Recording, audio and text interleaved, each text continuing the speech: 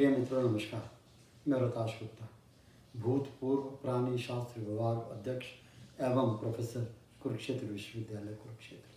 वर्तमान में सेवानिवृत्त काल में अपने मन को प्रसन्नता, हर्ष और उल्लास से मैं बिल्कुल उसका इंटरव्यू कराता हूँ कविता संग्रह करके। और उसी कविता संग्रह में आज के कविता का पाठ है योगदान, और बड़ा रोचक विषय है। और ये रोचक विषय इसी रंग बिरंगी कविताओं, जो मेरा कविता संग्रह है 2019 में छपा है, उसी का एक ये अंग है। इसमें मैं आपको बात बताऊं वो ये है कि देखिए, चाहे तो आप परिवार देख लीजिए, पारिवारिक इकाई को ले लीजिए, चाहे आप गांव की इकाई पंचायत को ले लीजिए, या म्यूनसिपल कमेटी को ले लीजिए, या देश को ले लीजिए, किसी समाज को ले लीजिए, सकारात्मक समाज को ले लीजिए। उसमें जो एक योगदान जो है ना, एक बहुत बड़ी चीज़ है। बिल्कुल ऐसे काम करता है जैसे पृथ्वी बंजर पड़ी हो और उसमें आप फर्टिलाइज़र डाल दें, उर्वरक डाल दें, तो वहाँ जो भी वनस्पति उगती है, जो 6 महीने में नहीं उगती, वो हफ्तों में ही लाल होके, हरी होके और उसमें फल आ जाते हैं। तो योगदान जो है क्रमशः मैं ये कहूँगा, एक तरह से हमारे समाज में एक उत्तम उर्वरक का काम करती है। और उसी के बारे में इस कवि कहता है। बहुत रोचक कविता है और बहुत ही शिक्षाप्रद है, और आप इसको ध्यान से सुनिए। मेरा काम भी शिक्षा देने रहा है। मैं MSc क्लासेस को कुरुक्षेत्र विश्वविद्यालय में पढ़ाता रहा हूँ। जब सदुपयोग और मेरे को वक्त मिलता था तो बच्चों से यही कहता था कि आप योगदान कीजिए। तो देखिए कैसे चलता है। योगदान रिक्त सलीला में जल आपूर्ति समान है।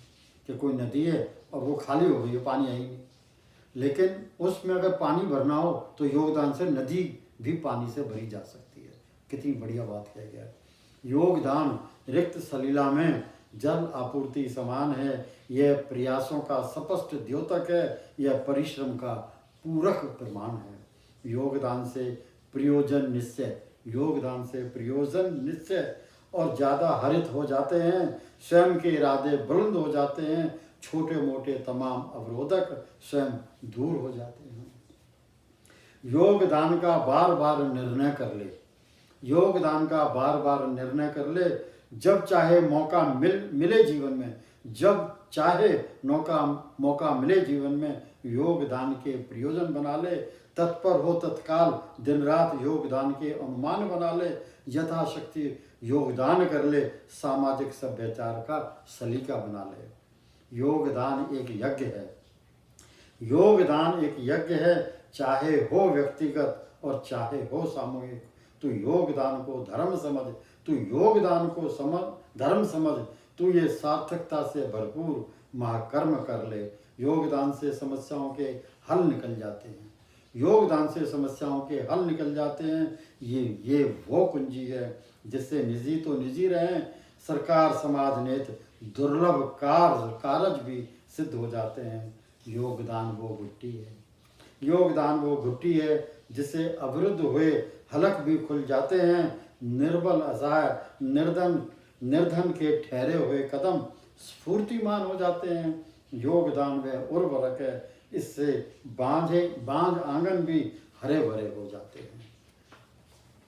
आओ योगदान को जीवन शैली का अभिन्न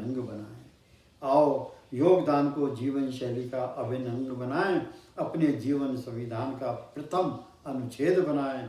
मुख्य रहे ये हमारे जीवन आदर्शों का आधार। आओ योगदान को मानव हित निमित्त ऐश्वर्य वरदान बना लें। योगदान सांसारिक यज्ञशाला में हवन कराने समान है। जटिल समस्याओं का सरलतम समाधान खोजने का आधार है। योगदान प्रणाली से पर्वत शिखरों को जीता जा सकता है। समुद्र की गहराई को समुद्र की ऊपरी सतह पर संजोया जा सकता है। अंतिम तू योगदान को शर्मदान ही समझ ले, या इसे तू पूजा की थाली में महकते पुष्प समान समझ ले। यदि जीवन को उत्तमतम, श्रेष्ठतम, उत्कृष्ट बनाना है तो योगदान को संगी साथी समझ ले। योगदान है वरदान, तो योगदान को दिव्य परोपकार समझ ले। जय हिंद।